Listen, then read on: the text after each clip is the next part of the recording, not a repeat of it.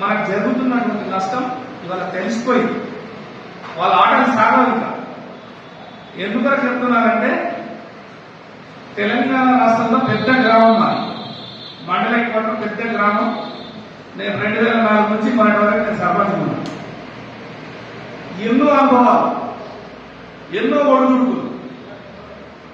కానీ నేను ఈ మన యొక్క వాదం నేను ఎప్పుడు గట్టిగా పట్టుకున్నానంటే మా అబ్బాయికి 2013లో 94లో ఎవరైనా కృష్ణ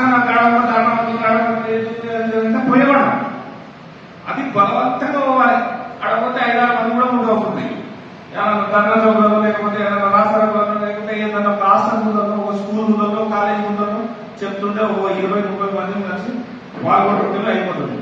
మొదపడి కూడా ఎంతో సాధించినాము. హరివుల్లా గారు కూడా ఎన్నో కార్యక్రమాలు పాల్గొన్నాం.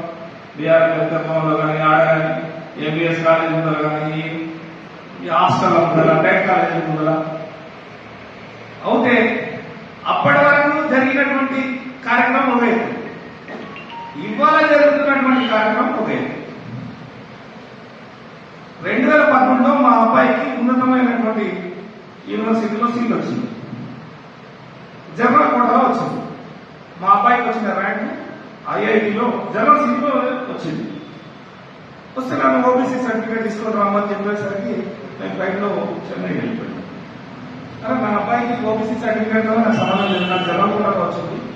దాంట్లో నేను ఇంగ్లీష్లో కూడా ఈ సీట్ కావాలంటే వాడు హిందీలో కార్యక్రమం చాలా మాత్రం ఇంకా రాసాను.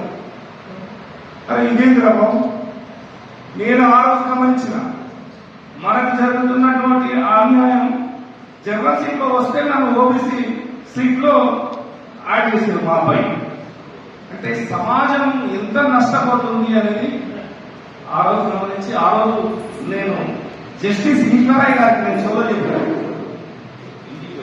సార్ నాకు ఈ విధంగా ఒక న్యాయమూర్తి, హైకోర్టు న్యాయమూర్తి, బీసీ కమిషన్ ఆల్ ఓవర్ ఇండియాలో ఆయన చాలా గొప్ప వ్యక్తి, గొప్ప మేధావి. ఇలా బీసీ వర్గాల కొరకు చాలా గొప్ప పోరాటం చేస్తున్నటువంటి, సుదీర్ఘమైనటువంటి పోరాటం చేస్తున్నటువంటి యోధుడు.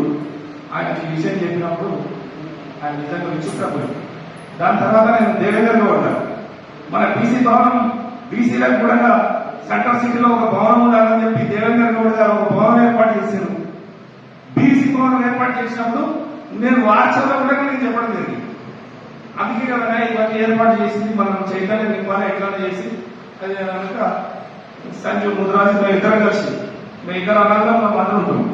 ఇక్కడ ఒకటే ఆ ఇద్దరు అనందంలో వచ్చిందని ఓకే ఈ విధంగా జరుగుతుంది అని అంటే నాటువంటి జ్ఞానులకే ఏ విధంగా జరుగుతుందంటే సామాన్యమైనటువంటి సమాజానికి ఎంత అన్యాయం జరుగుతుందనేది ఒక్కసారి గమనించింది.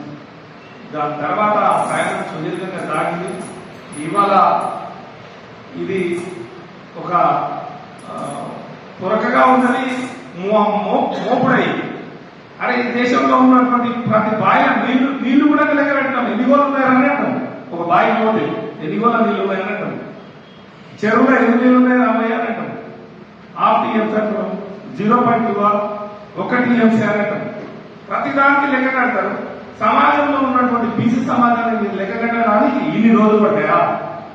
కోట్ల రూపాయలు కట్టుకొని కోట్ల రూపాయలు మీకు పోయిన సంవత్సరం 150 కోట్ల రూపాయలు ఈ సమాజం లెక్క పెట్టడానికి ఇచ్చారు. మీరేం చేశారు? తీయండి ఆ లెక్క. రేపు సమాచార హక్కు చట్టం ప్రకారంగా రేపు మొత్తం లేకుండా ఇవాళ మనకు జరుగుతున్నటువంటి అన్యాయం గురించి మాట్లాడుతుంటే ఇక కంచె చేసి ఏమైతే చెప్పండి, ఎవడగాలి? 46% అని అంటే ఏ విధంగా ఈ దేశంలో ఉన్న బీహార్లో కులగణన చేశారు, జనాభా లెక్క తీసారు, బయట పెట్టారు. అదే మాదిరిగా ఇవాళ రిజర్వేషన్స్ తమిళనాడులో జరుగుతున్నది. 69% ఇవ్వలేదా? చెయ్యండి. మనం ఇంతసేపు ఎక్కడ నష్టం జరుగుతుంది. మన ఆలోచన విధానం మారాలి. అన్న ఇంతకుముందు అన్నాడు ఉచితాల విధానం లేకపోతే దేనికో విధానం మనం బానిసనం అయిపోయాం. వాటికి దూరం కావాలి.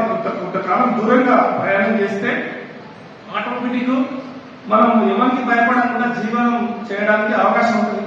రేపు మనం ఇప్పుడు ఈ తరం మంచిగా లేకపోయినా కూడా రాబోయే తరాలలో మన సమాజానికి మనం మేలు చేసే వాళ్ళం అయితే అయితమా కావా? దాని కొరకు పాటుపడదాం మనం. రాబోయే సమాజం కొరకు పాటుపడదాం. 75 సంవత్సరాలు ఎంత ఈ దేశం 1000 సంవత్సరాలు దోచుకున్నా ఏది ఎక్కడ ఏది ఇది కాలేదు, ఏది నష్టపోలే ఈ దేశం. 75 సంవత్సరాలు దోపిడీ ఎవరు చేసినారని కూడా తెలుసు. కానీ రేపు రాబోయే రోజుల్లో ఖచ్చితంగా మీరు, ఎందుకంటే మన జీవితాలన్నీ రాజకీయాలతో ముడిపడి ఉంది. రాజకీయం లేకపోతే, రాజకీయం అంటేనే కుట్ర. ఈ కుట్రలు లేకపోతే జీవితాలు దాని మీదే ముడిపడి ఉన్నాయి. ఈ కాలంలో వెనుకటి రాజకీయాలు వేరే, ఇప్పుడు జరుగుతున్నటువంటి రాజకీయాలు వేరే. దయచేసి మన పిల్లలని మనం చైతన్యపరచకపోతే, మనం చైతన్యం కాకపోతే ఈ నష్టం ఇట్లాగనే ఇంకో దశాబ్దం పడుతుంది, శతాబ్దాలు పడతాయి, ఇట్లే కొనసాగుతుంటుంది. ఇది కొనసాగొద్దు అని అనుకుంటే ఇవాళ మనకు ఇట్లాంటి పిల్లలని మనం కాపాడుకోవాలి. ఒక పిల్లలు అక్కడ, ఇంకో పిల్లలు అక్కడ, ఓ పిల్ల